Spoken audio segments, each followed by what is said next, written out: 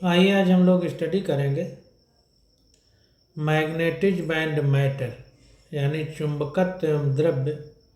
NEET में NCERT की किताब हम लोगों ने पढ़ी। अब उसके पीछे जो क्वेश्चन दिए गए हैं उनको हम लोग सॉल्व करेंगे। तो अभ्यास के अंतर्गत दिए गए प्रश्नोत्तर जो हैं उसमें पहला प्रश्न है हमारा कि भू चुंबकत्व संबंधी निम्नलिखित प्रश्नों के उत्तर दीजिए। यानी अर्थ का जो मैग्नेटिज्म है उससे संबंधित कुछ यहाँ पर प्रश्न पूछे जा रहे हैं, उनके उत्तर हम लोगों को देना है। तो यहाँ पर देखिए पहला प्रश्न है, कह रहा है एक सदिश को पूर्ण रूप से व्यक्त करने के लिए 3 राशियों की आवश्यकता होती है। उन 3 स्वतंत्र राशियों के नाम लिखिए जो परंपरागत रूप से पृथ्वी के चुंबकीय क्षेत्र को व्यक्त करने के लिए प्रयुक्त होती हैं। तो पहले ही हमको कुछ ज्ञान भी दिया कि सदिश को व्यक्त करने के लिए 3 राशियों की ज़रूरत होती है, और फिर बाद में कह रहा है कि उन तीनों राशियों के नाम लिखिए जो परंपरागत रूप से पृथ्वी के चुंबकीय क्षेत्र को व्यक्त करने के लिए प्रयुक्त होती हैं। ध्यान दीजिए, उन 3 स्वतंत्र राशियों के बारे में बताना है जो अर्थ के मैग्नेटिक फील्ड को व्यक्त करने के लिए प्रयुक्त होती हैं। तो यहाँ पर देखिए जो हमसे पूछा जा रहा है, जो नई एनसीईआरटी है उसमें ये सब कोर्स में नहीं है, परंतु फिर भी पूछा जा रहा है तो हम लोग थोड़ा चर्चा करते हैं। परंतु ये आपको बताया नहीं गया है क्योंकि कोर्स में नहीं है। अगर होगा भी तो आगे चैप्टरों में आएगा तो हम लोग पढ़ेंगे। तो पृथ्वी के चुंबकीय क्षेत्र को व्यक्त करने के लिए प्रयुक्त होने वाली 3 राशियाँ हैं। एक को नति कोण या नमन कोण बोलते हैं, एंगल ऑफ डिप और एंगल ऑफ मैग्नेटिक इंक्लिनेशन। दूसरा है हमारा दिक्पात का कोण यानी एंगल ऑफ डिक्लिनेशन। और तीसरा है पृथ्वी के चुंबकीय क्षेत्र का क्षैतिज घटक BH यानी horizontal component of earth magnetic field. ये 3 हैं जो पृथ्वी के चुंबकीय क्षेत्र को व्यक्त करने वाली राशियां हैं। अब ना एंगल ऑफ डिप है ना एंगल ऑफ डिक्लिनेशन है, ये सब अब जो नई एनसीईआरटी है उसमें नहीं है। हालांकि बगैर इसके हम लोग बारीकी को नहीं समझ सकते। हो सकता है आगे के चैप्टरों में हो, तो होगा तो हम लोग इसको विस्तार से पढ़ेंगे। अब देखिए अगला क्वेश्चन है हमारा, कह रहा है दक्षिण भारत में किसी स्थान पर नति कोण का मान लगभग 18 डिग्री है। ब्रिटेन में आप इससे अधिक नति कोण की अपेक्षा करेंगे या कम की। तो ये भी आपके कोर्स में नहीं है, अगर होगा आगे आएगा चैप्टर में तो हम लोग पढ़ेंगे। अब यहाँ पर देखिए चूँकि पूछा गया है तो हम लोग थोड़ा सा बातों को समझेंगे। तो मान लीजिए ये हमारी पृथ्वी है, इसमें एक तरफ दक्षिण ध्रुव है एक तरफ उत्तर ध्रुव है। अगर इनको मिला दिया जाए तो 180 डिग्री का कोण बनेगा। अब ये दक्षिण ध्रुव से अगर हम किसी कोण को नापें, मान लीजिए सेंटर है और इस सेंटर से ये कोण है, तो मान लीजिए ये कोण है, इसको मान लेते हैं 17 डिग्री। अब जैसे जैसे ये साउथ पोल है ये नॉर्थ पोल है, तो जैसे जैसे हम नॉर्थ पोल की तरफ बढ़ेंगे तो ये एंगल हमारा बढ़ता जाएगा।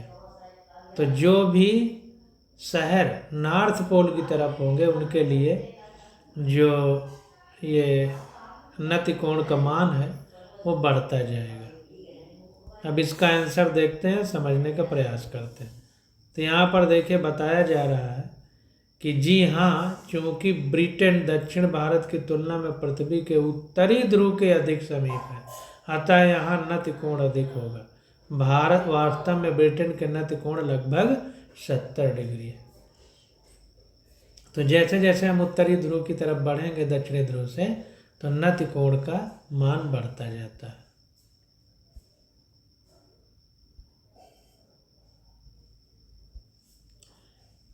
नति कोण का मतलब एंगल ऑफ डिप या एंगल ऑफ मैग्नेटिक इंक्लिनेशन, इसको अंग्रेजी में बोलते हैं। अब देखिए तीसरा नंबर क्वेश्चन हमारा क्या है, कह रहा है यदि आप ऑस्ट्रेलिया के मेलबोर्न शहर में भूचुंबकीय क्षेत्र रेखाओं का नक्शा बनाएं तो ये रेखाएं पृथ्वी के अंदर जाएंगी या उससे बाहर आएंगी, ये बात हमको बताना है। यदि आप ऑस्ट्रेलिया के मेलबोर्न शहर में भूचुंबकीय क्षेत्र रेखाओं का नक्शा बनाएं तो ये रेखाएं पृथ्वी के अंदर जाएंगी या उससे बाहर जाएंगी, ये चीज़ हमको बताना है। तो इसका उत्तर हम सिर्फ यहाँ से दे सकते हैं कि नॉर्थ पोल यहाँ पड़ेगा ऑस्ट्रेलिया में या साउथ पोल। अगर नॉर्थ पड़ेगा तो नॉर्थ से निकलती हैं साउथ की ओर जाती हैं। तब कहाँ पड़ रहा है ये बात हमको समझना पड़ेगा। ये देखिए कह रहा है ऑस्ट्रेलिया जो है पृथ्वी के दक्षिण गोलार्ध में स्थित है। क्योंकि पृथ्वी के दक्षिण ध्रुव से चुंबकीय क्षेत्र रेखाएं बाहर निकलती हैं, अतः ये पृथ्वी से बाहर निकलती प्रतीत होंगी। ध्यान दीजिए थोड़ा सा उल्टा हो गया था। मान लीजिए पृथ्वी है और ये इस तरह से, ये इसका नॉर्थ पोल है, ये साउथ पोल है। तो नॉर्थ पोल से, हाँ हमने आपको हिंदी में बता दिया था थोड़ा सा इंग्लिश में, इसलिए थोड़ा मिस्टेक हो गई। तो ध्यान दीजिए जो साउथ पोल है, साउथ पोल से चुंबकीय क्षेत्र रेखाएं निकलती हैं और नॉर्थ पोल की ओर जाती हैं। साउथ पोल से निकलती हैं, नॉर्थ पोल की ओर जाती हैं पृथ्वी के लिए। और अगर कोई चुंबक है दंड चुंबक तो उसमें उल्टा होता है, नॉर्थ से निकलती हैं साउथ की ओर जाती हैं। अभी आगे क्वेश्चन आएंगे तो हम लोग समझेंगे इन बातों को। पृथ्वी और इसमें उल्टा होता है। तो पृथ्वी के लिए साउथ से निकलती हैं, नॉर्थ में जाती हैं। तो चूंकि ऑस्ट्रेलिया पृथ्वी के दक्षिण गोलार्ध में स्थित है, यानी नॉर्थ पोल साउथ पोल की तरफ स्थित है, क्योंकि पृथ्वी के दक्षिण ध्रुव से चुंबकीय क्षेत्र रेखाएं बाहर निकलती हैं, अतः ये पृथ्वी से बाहर निकलती प्रतीत होंगी। तो चूंकि दक्षिण गोलार्ध में, दक्षिण गोलार्ध से चुंबकीय क्षेत्र रेखाएं बाहर निकलती हैं, इसलिए पृथ्वी से बाहर निकलती हमको प्रतीत होंगी। अब क्वेश्चन नंबर 4 देखते हैं। कह रहा है एक चुंबकीय सुई जो ऊर्ध्वाधर तल में घूमने के लिए स्वतंत्र है, यदि भूचुंबकीय उत्तर या दक्षिण ध्रुव पर रखी हो तो यह किस दिशा में संकेत करेगी। तो ध्यान दीजिए, मान लीजिए पृथ्वी है हमारी और इस तरह से पृथ्वी का ये उत्तरी ध्रुव है न दक्षिणी ध्रुव है। तो इधर से ऐसे जब चुंबकीय क्षेत्र रेखाएं निकलती हैं तो ऐसे जाती हैं। तो अब इसमें हमको ये समझना है कि जो ये गोलार्ध होते हैं यहाँ पर एकदम ऐसे परपेंडिकुलर रहेगी, फिर धीरे धीरे मुड़ती हैं। तो यहाँ पर परपेंडिकुलर रहेगी यानी ऊर्ध्वाधर रहेगी। तो जो चुंबकीय सुई है वो हमारी परपेंडिकुलर हो जाएगी। ऊर्ध्वाधर सुई उसी दिशा को बताती है जिधर चुंबकीय क्षेत्र रेखाएं हैं। तो ये सुई भी हमारी सीधी हो जाएगी यानी अभिलंबवत हो जाएगी। अभिलंबवत का मतलब परपेंडिकुलर, उसी को ऊर्ध्वाधर कहते हैं। तो यदि एक चुंबकीय सुई को ऊर्ध्वाधर तल में घूमने के लिए स्वतंत्र है, यदि भूचुंबकीय उत्तर या दक्षिण ध्रुव पर रखी हो तो यह किस दिशा में संकेत करेगी। तो अगर ध्रुव पर रखी होगी तो चूंकि ध्रुव पर अभिलंबवत चुंबकीय क्षेत्र रेखाएं होती हैं, इसलिए ये भी ऊर्ध्वाधर या अभिलंबवत हो जाएगी। तो देखिए कह रहा है कि चूंकि ध्रुव पर पृथ्वी का चुंबकीय क्षेत्र ऊर्ध्वाधर होता है या परपेंडिकुलर होता है, अतः ध्रुव पर लटकी चुंबकीय सुई जो ऊर्ध्वाधर तल में घूमने के लिए स्वतंत्र है, ऊर्ध्वाधर दिशा की ओर इंगित करेगी यानी परपेंडिकुलर डायरेक्शन में जाएगी। अब 6 नंबर देखते हैं। कह रहा है भूगर्भशास्त्रियों का मानना है कि मुख्य नॉर्थ और साउथ चुंबकीय ध्रुवों के अतिरिक्त पृथ्वी की सतह पर कई अन्य स्थानीय ध्रुव भी हैं जो विभिन्न दिशाओं में विन्यस्त हैं। ऐसा होना कैसे संभव है। तो भूगर्भ शास्त्रियों को अंग्रेजी में देखिए जियोलॉजिस्ट बोलते हैं। तो जियोलॉजिस्ट कह रहे हैं कि जो नॉर्थ और साउथ चुंबकीय पोल हैं, इसके अतिरिक्त पृथ्वी की सतह पर कई अन्य स्थानीय ध्रुव हैं, यानी लोकल पोल और भी हैं, जो विभिन्न दिशाओं में विन्यसित है, यानी उनका ओरिएंटेशन अलग अलग डायरेक्शन में है। तो ऐसा होना कैसे संभव है? तो देखिए, इसका कारण ये हो सकता है कि जैसे पृथ्वी का आयतन बहुत ज़्यादा है, यानी पृथ्वी बहुत बड़ा क्षेत्रफल, बहुत बड़ा इसका आयतन है, और हर जगह कहीं कोई मेटल है, कहीं कोई मेटल है, कहीं लोहा ज़्यादा है, कहीं तांबा ज़्यादा है। तो जहाँ जहाँ पर हमारी ये धातुएं हैं, तो उन धातुओं की वजह से अलग अलग चुंबकीय क्षेत्र, कहीं पे बहुत ज़्यादा है, कहीं पे बहुत कम है। तो इस तरह से ये छोटे छोटे ध्रुव बनाने का काम करते हैं, उसका कारण ये है। तो यहाँ पर देखते हैं आंसर। तो देखिए, कह रहा है देखिए, पांचवा हमारा छूट गया, चलिए ठीक है, छठवां पढ़ के पांचवा पढ़ते हैं। कह रहा है कि यद्यपि पृथ्वी का संपूर्ण चुंबकीय क्षेत्र एकल चुंबकीय द्विध्रुव के कारण माना जाता है, अपितु स्थानीय स्तर पर चुंबकित पदार्थों के भंडार अन्य चुंबकीय ध्रुवों का निर्माण करते हैं। तो जो चुंबकित पदार्थ हैं, जिनके कारण मैग्नेटिज्म उत्पन्न होता है, जैसे धातुएं हैं, तो कहीं पर बहुत ज़्यादा भंडार में इकट्ठा है, बहुत ज़्यादा है, तो उनकी वजह से नए नए चुंबकीय क्षेत्रों का या ध्रुवों का निर्माण हो सकता है या हो जाता है। तो ये कारण है।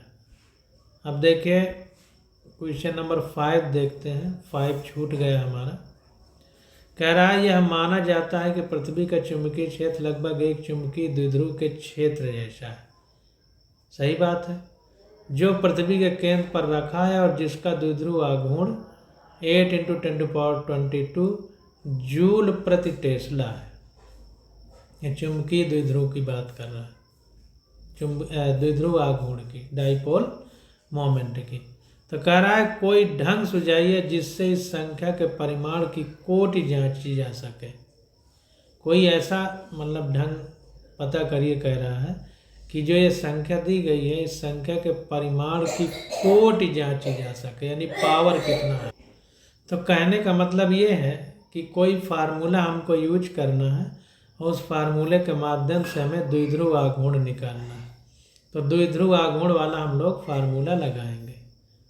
तो यहाँ पर कह रहा है कि यह माना जाता है कि पृथ्वी का चुंबकीय क्षेत्र लगभग एक चुंबकीय द्विध्रुव के क्षेत्र जैसा है, जो पृथ्वी के केंद्र पर रखा गया और जिसका द्विध्रुव आघूर्ण इतना है।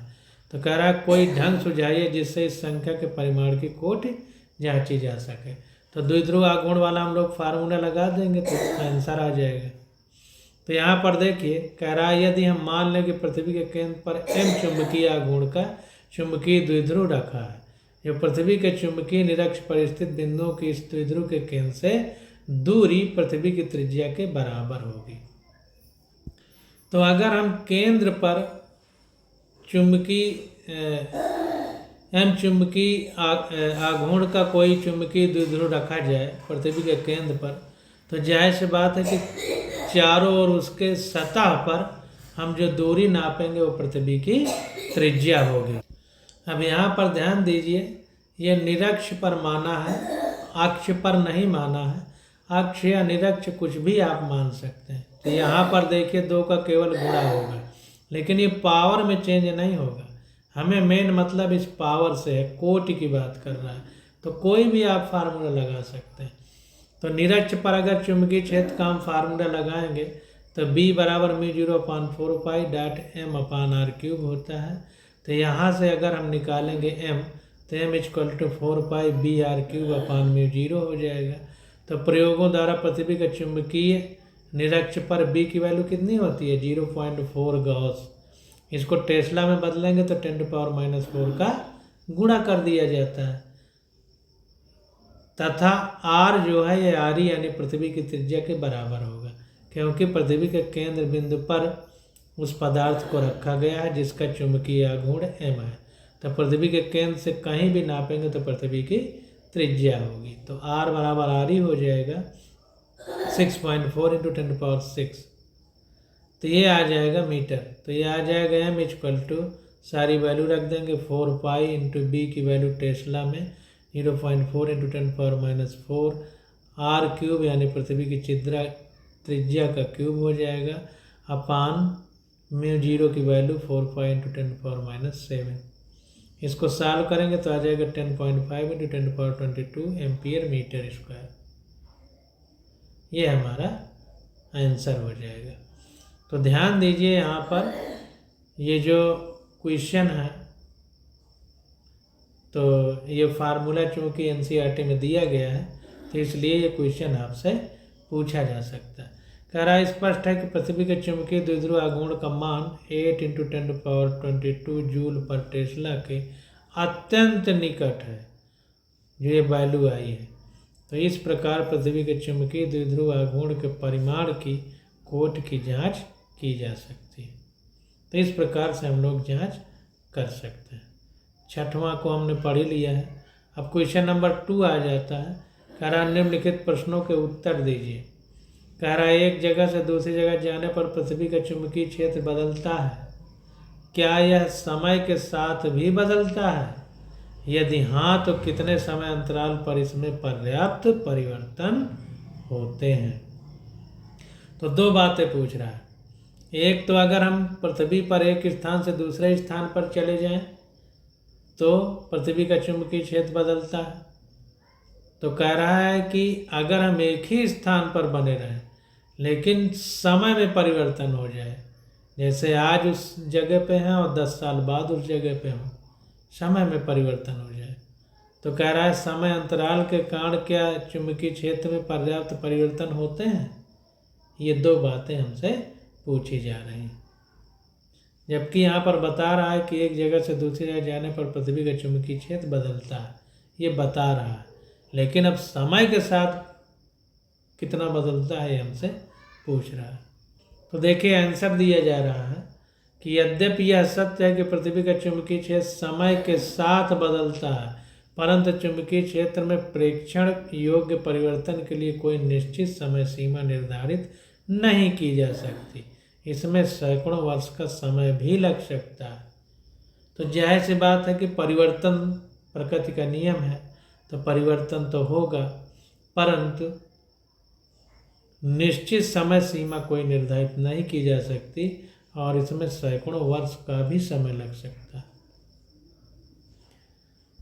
अब देखिए अगला क्वेश्चन नंबर 2 देखते हैं।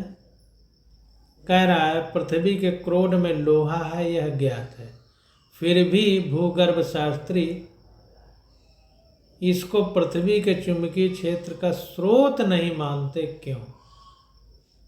तो ये चीज़ तो हमको पता है कि पृथ्वी में लोहा है, उसी से लोहे से तो हमारे दरवाजे बने हुए हैं, खिड़कियां बनी हुई हैं, तो ये तो पता है कि लोहा है पृथ्वी में।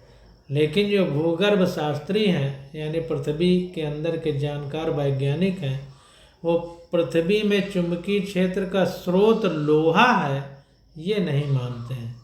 ऐसा क्यों?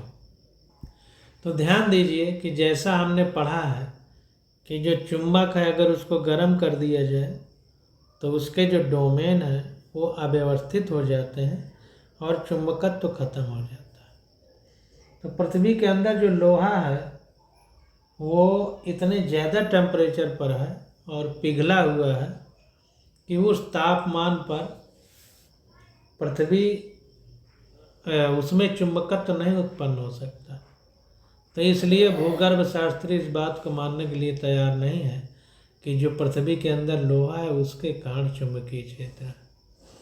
तो यहाँ पर देखिए आंसर में लिखा है कि यह सुज्ञात तथ्य है कि पृथ्वी के क्रोड में पिघला हुआ लोहा है, परंतु इसका ताप लोहे के क्यूरी ताप से कहीं अधिक है। इतने उच्च ताप पर यह कोई चुंबकीय क्षेत्र उत्पन्न नहीं कर सकता, यानी लौह चुंबकीय नहीं हो सकता। ये चीज़ निकल करके सामने आई। इस वजह से हम ये नहीं कह सकते हैं कि पृथ्वी के अंदर जो लोहा है उसके कारण पृथ्वी का चुंबकीय क्षेत्र है। अब क्वेश्चन नंबर 3 देखते हैं। कह रहा है पृथ्वी के क्रोड के बाहरी चालक भाग में प्रवाहित होने वाली आवेश धाराएं भूचुंबकीय क्षेत्र के लिए उत्तरदायी समझी जाती हैं। इन धाराओं को बनाए रखने वाली बैटरी यानी ऊर्जा स्रोत क्या हो सकती है? तब एक बात तो सामने आ गई कि पृथ्वी के अंदर जो लोहा है उसको वैज्ञानिक मान ही नहीं रहे कि उसके कारण पृथ्वी का चुंबकीय क्षेत्र है। तब ये बता रहा है कि पृथ्वी के क्रोड के बाहरी चालक भाग में पर प्रवाहित होने वाली आवेश धाराएं भूचुंबकीय क्षेत्र के लिए उत्तरदायी समझी जाती हैं। तो ये समझी जाती हैं। तो इन धाराओं को बनाए रखने वाली बैटरी यानी ऊर्जा स्रोत क्या हो सकती है, ये हमको बताना है। तो ध्यान दीजिए कि पृथ्वी के अंदर बहुत सारे पदार्थ हैं, उनमें कुछ रेडियो एक्टिव पदार्थ भी हैं। रेडियो एक्टिव पदार्थ का मतलब है कि जिनसे अल्फा बीटा किरणें, अल्फा बीटा कण एवं गामा किरणें निकलती रहती, तो उस कारण से आवेश धाराएं उत्पन्न होती हैं। उसी के कारण पृथ्वी में चुंबकत्व है, ये कारण माना जाता है। तो देखिए कह रहा है कि यह माना जाता है कि पृथ्वी के गर्भ में उपस्थित रेडियो एक्टिव पदार्थों के विघटन से प्राप्त ऊर्जा ही आवेश धाराओं की ऊर्जा का स्रोत है। अब क्वेश्चन नंबर 4 देखते हैं। कह रहा है अपने 4-5 अरब वर्षों के इतिहास में पृथ्वी अपने चुंबकीय क्षेत्र की दिशा कई बार उलट चुकी होगी। भूगर्भ शास्त्री इतने सुदूर अतीत के पृथ्वी के चुंबकीय क्षेत्र के बारे में कैसे जान पाते हैं? तो कह रहा है कि 4-5 अरब साल, जैसा कि हम पृथ्वी को मानते हैं कि इतने साल हो गए बने हुए, तो अपने 4-5 अरब वर्षों के इतिहास में पृथ्वी अपने चुंबकीय क्षेत्र की दिशा कई बार उलट चुकी होगी। यानी कई बार नॉर्थ पोल साउथ हो गया होगा, साउथ पोल नॉर्थ हो गया होगा, यानी पृथ्वी का जो चुंबकीय क्षेत्र है वो उलट पलट गया होगा। तो कह रहा भूगर्भ शास्त्री इतने सुदूर अतीत यानी इतनी पुरानी बात को, चुंबकीय क्षेत्र के बारे में जो है तो कैसे जान पाते हैं, हमको बताना। तो ध्यान दीजिए, जैसे पुराने समय में मनुष्य जैसे या कोई जीव मर गए तो उनके फॉसिल पड़े हुए रहते हैं। जैसे डायनासोर मर गया तो उसके हड्डी या कुछ अंग मिले, उन्हें फॉसिल बोला जाता है। तो वो पड़े रह गए। अब आप जैसे खुदाई होती है तो वो निकलते हैं, तो उससे हम समझ जाते हैं कि कोई इतना बड़ा जानवर भी पहले रहा होगा। तो उसी प्रकार से जब पृथ्वी की खुदाई होती है तो उसमें चट्टानें मिलती हैं, तो उस जमाने के उसमें तत्व मिल जाते हैं। तो उन तत्वों में कहीं कहीं पर संरेखण मिल जाता है चुंबकीय क्षेत्रों का, जैसे डोमेन खोजने में आ जाते हैं। उनको देख करके पता चलता है कि चट्टान इतनी पुरानी है, तो उस समय संरेखण इस तरह था डोमेन का। तो जो चुंबकीय क्षेत्र की दिशाएं थी वो इस तरह थी। इस तरह से हमको पता चलता है। तो देखें यहाँ पर कह रहा है कि पृथ्वी प्रारंभ में पृथ्वी के गर्भ में अनेक पिघली हुई चट्टानें थीं जो समय के साथ धीरे धीरे ठोस होती चली गई। इन चट्टानों में मौजूद लौह चुंबकीय पदार्थ उस समय के पृथ्वी के चुंबकीय क्षेत्र के अनुरूप संरेखित हो गए, उस समय जो रहा होगा। तो इस प्रकार भूतकाल के पृथ्वी का चुंबकीय क्षेत्र इन चट्टानों में चुंबकत्व एवं द्रव्य यानी चुंबकत्व एवं द्रव्य 185 चुंबकीय पदार्थों के अनुरूपण में अभिलेखित है। तो 185 जो द्रव्य हैं इनमें जो है अंदर जब हम खुदाई करते हैं तो चीज़ें मिलती हैं। इन चट्टानों का भूचुंबकीय अध्ययन उस समय के पृथ्वी के चुंबकीय क्षेत्र का ज्ञान प्रदान करता है। तो इस प्रकार से ये जो इंजीनियर भूवैज्ञानिक हैं, जियोलॉजिस्ट, वो जान जाते हैं। क्वेश्चन नंबर 5 आ जाता है। कह रहा है कि बहुत अधिक दूरियों पर 30,000 किलोमीटर से अधिक पृथ्वी का चुंबकीय क्षेत्र अपनी द्विध्रुव आकृति से काफ़ी भिन्न हो जाता है। कौन से कारक इस विकृति के लिए उत्तरदायी हो सकते हैं? तो जब 30,000 किलोमीटर से हम ऊपर जाते हैं तो पृथ्वी का जो चुंबकीय क्षेत्र है उसकी आकृति में काफ़ी भिन्नता आ जाती है।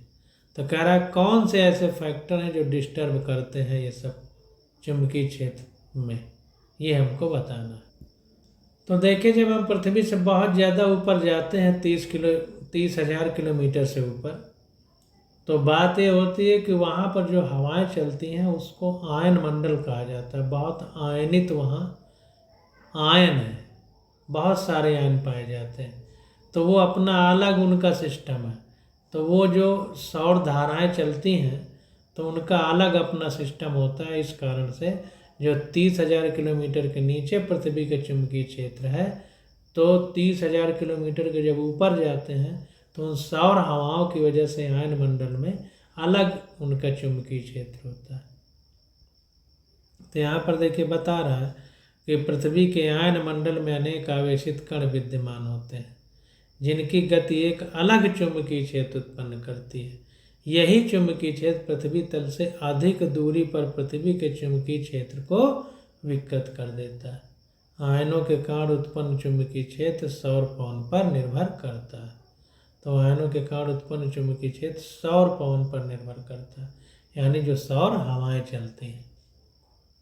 अगला क्वेश्चन हमसे पूछा जा रहा है, कह रहा है अंतरा तारकीय अंतरिक्ष में 10⁻⁻12 टेस्ला की कोटि का बहुत ही क्षीण चुंबकीय क्षेत्र होता है। क्या इन क्षीण चुंबकीय क्षेत्र के भी कुछ प्रभावी परिणाम हो सकते हैं? समझाइए। टिप्पणी में कह रहा है कि प्रश्न 5.2 का उद्देश्य मुख्यतः आपकी जिज्ञासा जगाना है। उपरोक्त कई प्रश्नों के उत्तर या तो काम चलाऊ हैं या अज्ञात हैं। जितना संभव हो सका प्रश्नों के संक्षिप्त उत्तर पुस्तिका के अंत में दिए गए हैं। विस्तृत उत्तरों के लिए आपको भूचंबकत्व पर कोई अच्छी पाठ्य पुस्तक देखनी होगी। तो कहने का मतलब ये है कि ये बताना चाह रहा है कि जो हम आंसर दे रहे हैं कोई ज़रूरी नहीं कि बात सही हो, क्योंकि अंतराकाशीय अंतरिक्ष में 10⁻12 टेस्ला की कोटि का बहुत ही क्षीण चुंबकीय क्षेत्र है।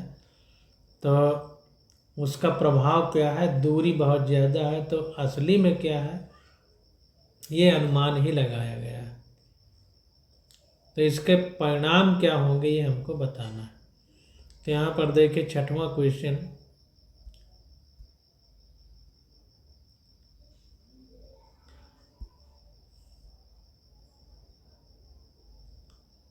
ये देखें यहाँ पर कुछ गलत छप गया है। तो कह रहा है इससे स्पष्ट है कि अत्यंत क्षीण चुंबकीय क्षेत्र में गतिमान आवेशित कण अति विशाल त्रिज्या का मार्ग अपनाती है। जब चुंबकीय क्षेत्र बहुत क्षीण होगा तो जो गतिमान आवेशित कण है वो जो है अति विशाल त्रिज्या का मार्ग अपनाती है, जो कि थोड़ी दूरी में लगभग सरल रेखीय प्रतीत होता है। तो जाहिर सी बात है कि जब बहुत ज़्यादा त्रिज्या, जैसे पृथ्वी की त्रिज्या बहुत ज़्यादा है, तो हम अपने घर बनाए हैं तो जो घर के कमरे का नीचे का तल है वो लगता है एकदम प्लेन है, समतल है, जबकि ऐसा नहीं है, इसमें वक्र है। क्योंकि पृथ्वी तो गोल है ना, तो वक्र है, लेकिन समझ में नहीं आता। तो उसी प्रकार से जब बहुत ज़्यादा त्रिज्या का मार्ग अपना लेगा आवेशित कण, तो ऐसा प्रतीत होगा थोड़ी देर दूरी में कि जैसे वो सरल रेखीय चल रहा है। अतः छोटी दूरियों के लिए सूक्ष्म चुंबकीय क्षेत्र अप्रभावी प्रतीत होते हैं। इससे अगर हम जब सरल रेखा जैसे प्रतीत हो रही तो छोटी दूरी लेंगे तो जो सूक्ष्म चुंबकीय क्षेत्र है वो अप्रभावी प्रतीत होते हैं, परंतु बड़ी दूरियों में ये प्रभावी विक्षेपण उत्पन्न करते हैं। लेकिन अगर दूरी बड़ी होती है तो फिर ये प्रभावी चुंबकीय विक्षेपण उत्पन्न करते हैं। तो ये चीज़ है। अब क्वेश्चन नंबर 3 आ जाता है। तो इसकी स्टडी हम लोग अगले लेक्चर में करेंगे। आज बस यहीं तक।